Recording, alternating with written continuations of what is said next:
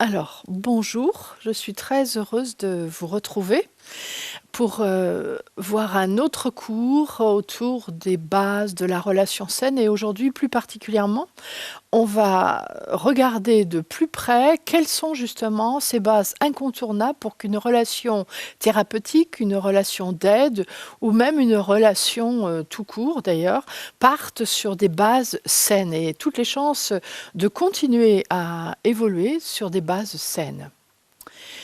Alors pour vous parler de cela, j'ai envie d'abord de vous raconter une histoire ou de vous demander avec moi d'imaginer quelque chose. Alors imaginez que c'est votre anniversaire aujourd'hui et quelqu'un vous a offert un beau cadeau. Et le cadeau, c'est que vous allez pouvoir choisir de passer 3 semaines en bateau, sur un très beau bateau, à la date de votre choix et sur la mer de votre choix avec les personnes de votre choix. Que le tout sera totalement gratuit et que la seule chose que vous ayez à faire, c'est de choisir quand vous voulez partir, avec qui et où vous voulez partir. Donc vous appréciez énormément ce cadeau et vous vous mettez à réfléchir à cette question avec beaucoup d'enthousiasme. Alors, certains d'entre vous s'intéressent tout de suite à avec qui je vais partir. Ça va être la préoccupation numéro un. Pour d'autres, la préoccupation numéro un, ça va être où est-ce que je vais aller? Est-ce que je vais plutôt dans les mers du Sud, les mers du Nord? Qu'est-ce que j'ai envie de faire? D'autres sont immédiatement intéressés par ce qu'ils vont amener ou apporter dans le bateau. Alors les vêtements, la nourriture, c'est très très important la nourriture, ou alors les médicaments, toutes les choses auxquelles il faut penser. D'autres personnes encore, en imaginant l'endroit où ils veulent aller, vont aussi envisager différentes étapes. Eh bien, on pourrait en profiter, tiens, pour s'arrêter à tel endroit, pour faire telle et telle chose. Voilà.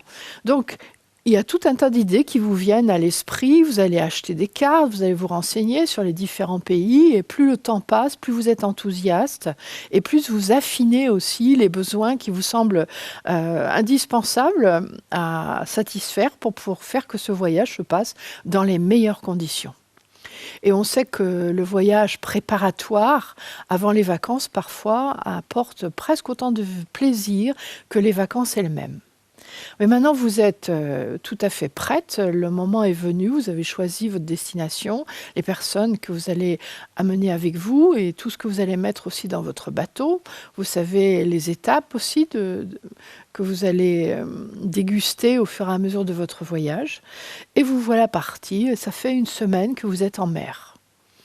Donc imaginez une mer calme, bleue, avec un silence à perte de vue.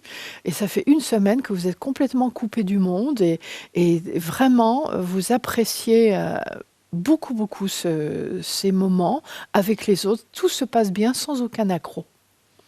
À un moment donné, la personne qui s'occupe de ce bateau, donc il y a forcément un capitaine qui s'occupe de guider ce bateau, s'approche de vous avec un air soucieux et vous informe, après un temps de silence, qu'il y a un petit trou dans la coque qu'il vient de repérer. Et on sait qu'en pleine mer, un petit trou dans la coque d'un bateau, ça devient très vite une voie d'eau et ça devient très vite un Titanic qui coule et un voyage fichu à l'eau. C'est d'ailleurs ce qui va arriver dans pas très longtemps. Heureusement, c'est un bateau de qualité qui a à sa disposition des bateaux de sauvetage aussi et tout ce qu'il faut. Vous allez monter dans ces bateaux, prendre le minimum de vos affaires, alerter par radio quelqu'un qui viendra de toute façon vous chercher et au bout de 2 ou 3 heures, vous voyez couler devant vous ce bateau et avec lui une partie de vos rêves. Pourquoi je vous raconte cette histoire? Simplement pour vous dire que il ne sert absolument à rien de savoir où on va, ni même de savoir avec qui on part, ni même de savoir qu'est-ce qu'on met dans le bateau, que ce soit les vêtements, les médicaments ou autres, si on n'a pas vérifié avant que le bateau était en état et qu'il n'y avait pas de trou dans la coque. C'est-à-dire dans la structure même qui nous emmène, si je n'ai pas vérifié que tout est OK, eh bien, ça ne sert absolument à rien de me fatiguer à imaginer tout le reste. Et ça veut dire finalement que le temps que j'ai passé à préparer ce voyage n'a servi à rien parce que je n'ai pas fait ce qui était essentiel au départ et de vérifier que le bateau qui m'emmène est un bateau qui n'a pas de problème au niveau de sa structure même. C'est exactement la même chose pour la relation thérapeutique ou la relation d'aide, et c'est exactement la même chose quand on veut construire une relation durable avec quelqu'un.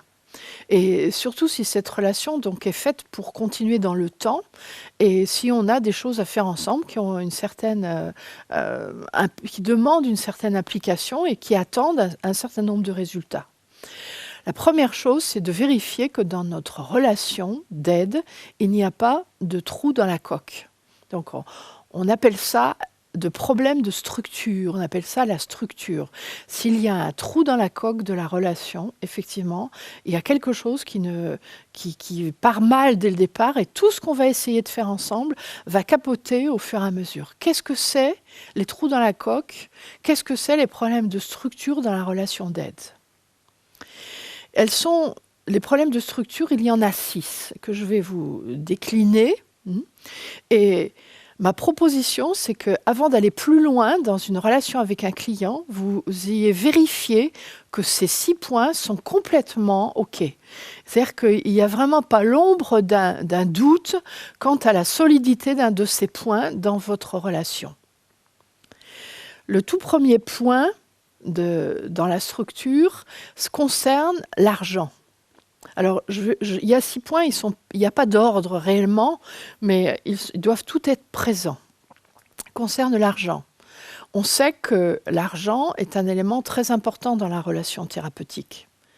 Ça veut dire que lorsqu'un client vient vous voir, il doit savoir combien vous allez lui demander et quelle somme il doit mettre à disposition pour avoir droit à recevoir vos services.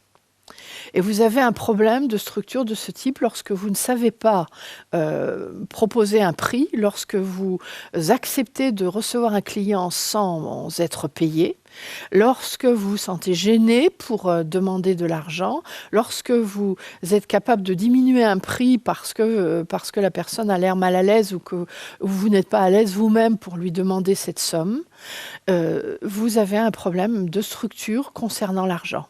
Ça doit être extrêmement clair. Dans tous les contrats du monde, les contrats d'assurance ou tous les contrats qui existent, il y a toujours des alinéas, il y a toujours un temps qui est pris ou un espace qui est pris dans le contrat pour spécifier tout ce qui est en lien avec l'argent. Dans le cas où vous ne payez pas, ou vous payez avec du retard, vous n'iriez pas travailler nulle part chez aucun employeur si vous ne saviez pas très exactement combien vous étiez payé. Vous ne viendriez pas faire un stage dans un endroit si vous ne saviez pas combien coûte l'hébergement, la restauration ou le montant du stage. Ce sont des éléments qui ont à être donnés avant. Il n'est pas imaginable de s'engager dans quelque chose qui doit coûter de l'argent sans savoir combien ça coûte. Chaque fois qu'on le fait, chaque fois que ça n'est pas clair, eh bien, on va avoir très probablement des problèmes qui vont arriver très très vite. Et en plus, ça va nous demander beaucoup d'énergie parce que ces interrogations autour des problèmes d'argent empêchent d'être présent à ce qu'on fait, et c'est particulièrement vrai dans la relation d'aide. Donc le client sait combien ça coûte, vous êtes extrêmement clair avec lui dès le premier entretien, et on verra même dès le premier rendez-vous pris au téléphone. L'argent. C'est valable aussi entre amis. Je vous disais tout à l'heure que ces problèmes étaient une base incontournable pour la relation d'aide ou les entretiens thérapeutiques, mais aussi pour les relations interpersonnelles. Vous savez très bien que si un ami vous a emprunté de l'argent et que vous n'avez pas été clair sur le fait de quand vous vouliez avoir cet argent, à quel moment vous vouliez qu'on vous le rende, sous quelle forme, dans quelles conditions, quand vous n'avez pas fait de papier ou qu'il n'y a pas de contrat moral clair entre vous, vous savez que ces problèmes d'argent sont souvent la raison de l'arrêt de nos relations affectives et c'est vraiment très, très dommage. Le deuxième point concerne le temps. Donc, lorsque nous sommes dans une relation d'aide, il doit être extrêmement clair pour le client que vous allez passer avec lui un certain temps. Et on sait, on le sait en psychanalyse, on sait dans pratiquement toutes les approches thérapeutiques que la durée d'une séance fait partie intégrante de la relation thérapeutique.